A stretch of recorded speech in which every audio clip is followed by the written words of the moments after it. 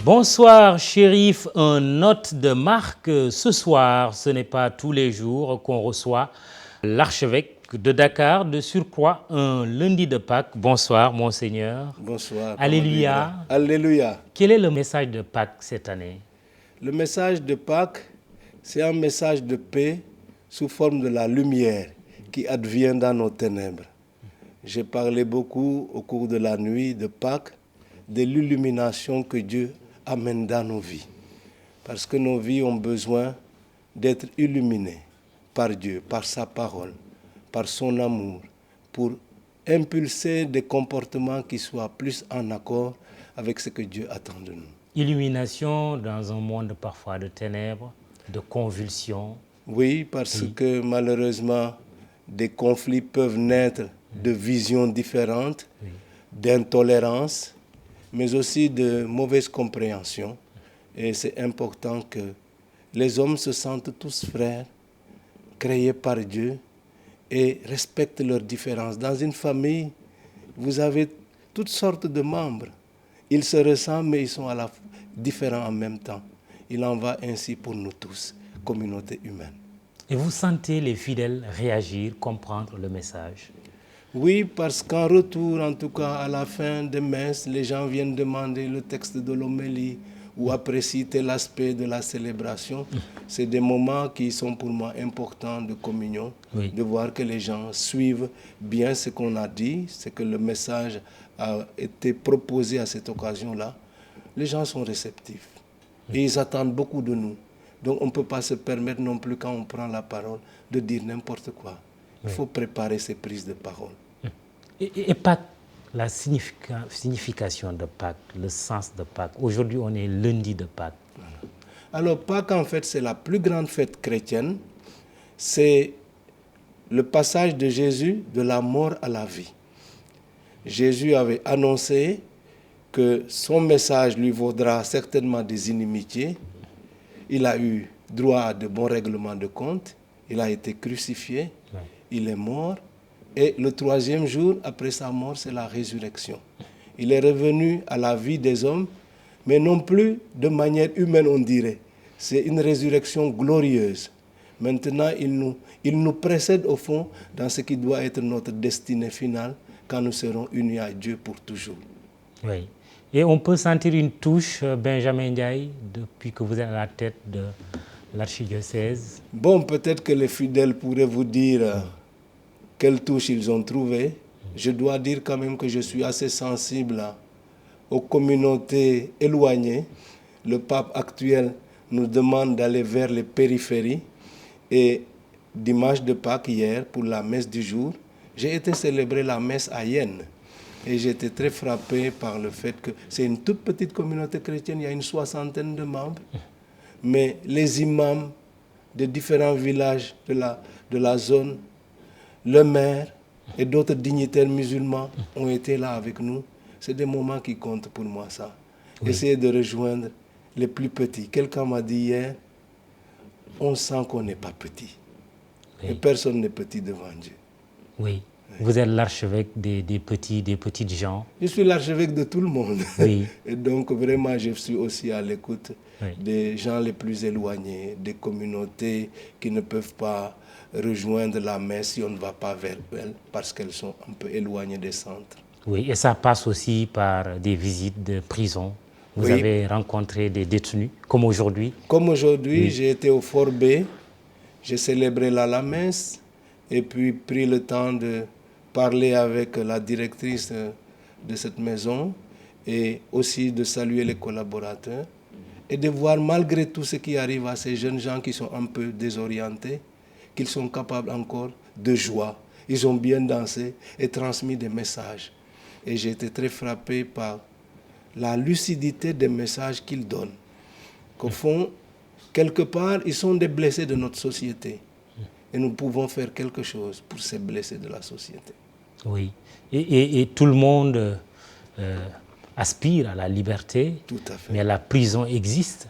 Et quel a été le discours pour éviter de se retrouver dans certaines situations, pour demain, une fois sorti de prison, reprendre sa place et toute sa place dans la société? Le discours, c'est de dire au fond, pour le croyant que je suis, Dieu nous a créés en vue du bien. Mais ce bien-là, il peut être contrarié par Satan, bien sûr, mais aussi par le fait que nous écoutions Satan au lieu d'écouter Dieu. Mais aussi, quand c'est des jeunes comme cela, vous êtes obligés d'interroger un peu la société d'où ils viennent. Qu'est-ce que la société sécrète comme violence, comme abandon d'enfants pour aboutir à une sorte de délinquance? Parce que ces enfants sont, en quelque part, les résultats de nos violences sociales. Et donc pour moi, c'est très important d'aller vers eux, de faire en sorte que le lien familial même se renoue, parce que ce qui arrive trop souvent, quand quelqu'un est en prison, c'est la honte pour la famille, Oui. et on ne veut plus avoir des liens avec lui. Responsabilité de la famille, responsabilité des parents, responsabilité de la société. Et responsabilité des communautés oui, religieuses. Des communautés religieuses. Oui, tout cela doit nous amener à travailler en synergie pour l'ensemble de tous. Alors, Monseigneur, votre successeur à la tête du diocèse de Kaolack n'est toujours pas connu? Toujours pas. Oui. Je suis dans une impatience qui m'habite comme les diocésains de Kaolack. On espère, il y a des moments où j'ai pensé qu'il allait se passer quelque chose et il ne s'est rien passé. Il faut dire quand même que le fait qu'on ait changé de nonce entre-temps a certainement ralenti la procédure, puisqu'en fait, dans l'organisation du Vatican, c'est le nonce qui est la cheville ouvrière pour toutes les enquêtes préliminaires qui doivent être faites et dont les résultats doivent être communiqués à Rome pour examen. Oui. Et où est-ce qu'on en est? Je suis incapable de vous le dire parce que, au fond, le stade qui était le mien est dépassé depuis longtemps. Oui. Et donc, on est tous dans l'expectative. Oui. Quand vous posez la question, on se dit, on verra. Oui. Donc, je n'en sais pas davantage. Ce qui vous met dans une situation de gérer aussi, quelque part, le diocèse de Kaolack? Non, parce qu'en fait, dans l'organisation de l'Église, quand un évêque n'est plus à la tête d'un diocèse, il y a ce qu'on appelle le collège des consulteurs qui désigne en son sein quelqu'un qui va administrer le diocèse jusqu'à la nomination de l'évêque. Et donc, en l'occurrence, c'est l'abbé Pierre Tine qui administre actuellement le diocèse de Kaolack. Oui. Alors, il y a après Pâques, cap sur le pèlerinage marial de Popenguine. Le sanctuaire, les fidèles sont très intéressés par cela parce que l'espace est devenu petit. Est-ce qu'ils peuvent espérer d'avoir un espace beaucoup plus grand prochainement, à l'occasion du prochain pèlerinage, par exemple? Non, je ne pense pas. On fera quand même le prochain pèlerinage dans le site habituel. Oui. Mais quand même, nous avons de belles perspectives avec le programme du chef de l'État de modernisation des cités religieuses. Oui. Il y avait déjà un programme d'amélioration de l'existant. Mais j'ai proposé, après avoir visité les sites, une délocalisation carrément du lieu de pèlerinage au sommet de la colline. Cela a nécessité des études de terrain, des études topographiques, et puis de nouveaux plans d'architecture. Et nous sommes dans la phase finale de ces plans d'architecture. Nous espérons qu'après cela, il y aura la validation et que les travaux pourront commencer. Bientôt. J'espère. Mais il n'y a pas de deadline? Bon, en fait, le chef de l'État est le premier à nous dire, mais dépêchez-vous, puisque moi je suis prêt à faire le travail. Oui. Donc moi je voudrais appeler quand même mes fidèles chrétiens à la patience. Des fois, quand les gens ne comprennent pas, ils se croient négligés ou persécutés. Il n'en est rien du tout. C'est la procédure que j'ai enclenchée qui a un peu ralenti les choses. Mais c'est pour le bien, en pensant à l'avenir, puisqu'il nous faut un espace plus dégagé pour pouvoir accueillir les foules nombreuses qui arrivent à Popenguine. D'autant plus qu'il y a des problèmes de sécurité qui s'opposent, comme ce qui vient de se passer au Dakar, un incendie meurtrier, 29 morts selon le bilan officiel, et des dizaines de blessés, brûlés même. Deuil national à partir de demain mardi, deuil national de 3 jours. Comment avez-vous vécu en tant que Sénégalais, bien sûr, en tant qu'Église surtout, homme de Dieu, ce drame? Je dois dire que j'ai été très peiné par ce qui est arrivé au Dakar de Médina Gounass. Et j'ai tenu au cours de la messe de la nuit du samedi au dimanche à présenter les condoléances à la communauté musulmane, à assurer cette communauté de notre prière fervente. Et au cours même de l'homélie, nous avons voulu garder un temps de silence, comme temps de méditation et de communion avec toutes les victimes de ce drame. Or, c'est là les contradictions humaines. Ceux qui sont partis au Dakar, à la recherche de Dieu, loin des préoccupations mondaines, pour se donner du temps de se libérer de tout, écouter la parole de Dieu, la méditer et prier. Il n'y a pas plus noble mission que cela. Et c'est dans ce cadre idéal qu'arrive cette contradiction du mal. Ça fait souffrir. Oui. Et on est obligé de se poser des questions. Oui. On se tourne vers Dieu. On dit, mais pourquoi, Seigneur? Oui. C'est une question vieille comme le monde. Oui. Elle nous dépasse et nous invite à la confiance et à la foi. Mais aussi à situer les responsabilités, non, Monseigneur? Alors, certainement à situer les responsabilités et peut-être à encourager des dispositions sécuritaires beaucoup plus importantes. Oui. Nous, on ne mesure pas souvent le danger des activités que l'on mène. Oui. Et donc, on devrait cultiver le réflexe de dire, nous allons organiser tel événement. Mais quels sont les dangers auxquels on doit se préparer pour pouvoir les éviter tout accident? Je crois que de ce point de vue-là, notre culture a encore beaucoup d'efforts à faire. Un plan spécial pour les événements religieux. Tout à fait. Il me semble que c'est urgent et nécessaire. Mais parfois, Monseigneur, il y a aussi la difficulté à convaincre le religieux de la nécessité de prendre certaines dispositions pour la sécurité des pèlerins. Comment faire passer le message? Voilà. Le religieux, c'est un homme de foi. Alors, il se dit, bon, Dieu est avec moi. Peut-être qu'il ne pense pas à des choses qui peuvent paraître mondaines.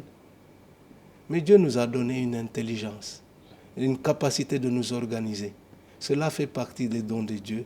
Et il faut que nous utilisions notre intelligence et notre capacité à nous organiser pour faire en sorte que notre démarche religieuse soit la plus sécurisée possible. Je crois qu'on ne doit pas éviter cela, bien au contraire. Il y a Dieu, c'est vrai, mais à côté, il y a aussi les humains qu'il faut savoir gérer. Exactement. Oui. Et ces humains, ce n'est pas gagné d'avance, parce que les humains, il faut qu'ils adhèrent à l'idéal commun, au bien commun. Oui. Et c'est toujours pas gagné cela. D'autant plus que certaines catastrophes peuvent avoir comme origine une origine humaine. Tout à fait. Oui. Oui. Et donc c'est aussi là l'éducation à la responsabilité. Est-ce que ce que je fais comme action, ce que je mène, ne menace pas d'autres personnes, ne menace pas ma propre vie même? Et donc de ce point de vue-là, je crois aussi qu'on a beaucoup d'efforts à faire. Oui, tout à fait. Oui. Alors, deuil national de 3 jours. Est-ce que l'Église a prévu aussi dans ce cadre des moments de recueillement? Oui. Je salue beaucoup d'abord l'idée de ce deuil national. Et je voudrais même saluer le fait que le président l'ait décidé en sortant de la fête de Pâques. Oui. Et c'est une grande délicatesse que je voudrais saluer. L'Église va, comme cela se fait pour les défunts, prier pour ceux qui ont péri dans cette catastrophe. À l'occasion de nos messes, de nos célébrations, tous les jours, on célèbre la messe. On a donné des intentions de prière dans ce sens pour les victimes, celles qui sont décédées, mais aussi toutes les victimes blessées. Vous savez, il y en a qui sont des brûlés graves. Hein. Absolument. Et ça, c'est quand même beaucoup de souffrance pour les familles, etc. Donc nous nous associons vraiment à ce deuil national. Nous allons prier, mais nous voulons aussi pouvoir participer à une meilleure organisation de notre société. Très bien. Pour que de telles catastrophes ne reviennent plus. Dernière chose, les élections législatives au mois de juillet prochain, cela fait l'objet de quelques inquiétudes. Vous avez même eu à élever la voix il n'y a pas longtemps, tout comme les autres chefs religieux musulmans, notamment le khalife général des Tijanes, Serigne Abdoul Aziz Sy Al Amine, que vous étiez parti voir il n'y a pas longtemps. Alors, est-ce que vous avez le sentiment que votre appel au calme, à cesser les invectives, en disant attention, il risque d'y avoir une guerre civile, cet appel a été entendu par les acteurs politiques? Je vais prendre une image de la Bible pour vous répondre. Le prophète Ézéchiel, qui a vécu au 6e siècle avant Jésus-Christ, a reçu ce message de Dieu. Je te nomme guetteur. S'il y a un danger, tu dois avertir les habitants de la ville. Si tu ne le fais pas, tu répondras de ce qui peut leur arriver. J'avais envie de dire, nous avons comme mission d'être guetteurs, de jouer ce rôle prophétique par rapport au bien commun. Est-ce que la parole que je dis, est-ce que les gestes que je pose sont au service du bien commun? C'est vrai, on est dans un cadre partisan et c'est normal que la démocratie se déroule, que les gens puissent avoir droit à la parole et droit aux médias et accès aux médias pour pouvoir défendre leur point de vue. Mais moi, je plaide pour que nous soyons capables de converser entre nous dans des débats contradictoires, respectueux, où il n'y a pas d'invective, où je sais que je n'ai pas la vérité tout entière. L'autre détient aussi une part de la vérité. Et puis dans ce que je vais dire et dans ce que je vais faire, que ce soit toujours le bien commun qui est mis en avant. Chacun des acteurs politiques a dit oui, il est disposé à dialoguer, le président de la République, mais aussi ses adversaires politiques. Mais au-delà du discours, est-ce que vous sentez les lignes bouger? C'est difficile à dire parce que je n'ai pas de retour, en tout cas, je n'ai pas d'indicateurs qui me permettent de dire là maintenant que les lignes bougent, mais je continue à porter ça dans la prière parce que ma mission comme homme de Dieu, c'est aussi une mission d'intercession. Très bien. Alors, dans vos propos, on a cru comprendre que vous avez demandé à ce que les gens aillent aux élections, chacun avec ses droits qui sont respectés. Vous avez même dit à la loyale. Certains ont pensé que vous avez fait allusion à l'incarcération du maire de Dakar, Khalifa Sall. Bon, s'agit-il bien de cela ou, les gens ou pas? peuvent penser ce qu'ils veulent. C'est leur liberté d'interpréter. Ce qui me paraît important, et nous l'avons cessé de le rappeler comme évêque, c'est que toutes les consultations doivent se dérouler de manière normale, démocratique. Et c'est cela qui est le plus important. Maintenant, si des personnes se sentent directement interpellées par le propos, je dis ça rejoint un peu ma mission prophétique, d'un peu inquiéter, de dire je joue le rôle de guetteur pour que, en tout cas, tous les droits soient respectés pour les uns et les autres et qu'on puisse aller en toute vérité, transparence aux consultations. Amen, j'ai envie de dire. Merci, Monseigneur. Merci, Benjamin Ndiaye, archevêque de Dakar, était notre invité ce soir. Chérif, c'est tout pour ce soir, encore une fois. Merci à lui. Ce n'est pas tous les jours qu'on a ce privilège, n'est-ce pas? Merci, excellente soirée. Demain, rendez-vous avec Antoine Diouf.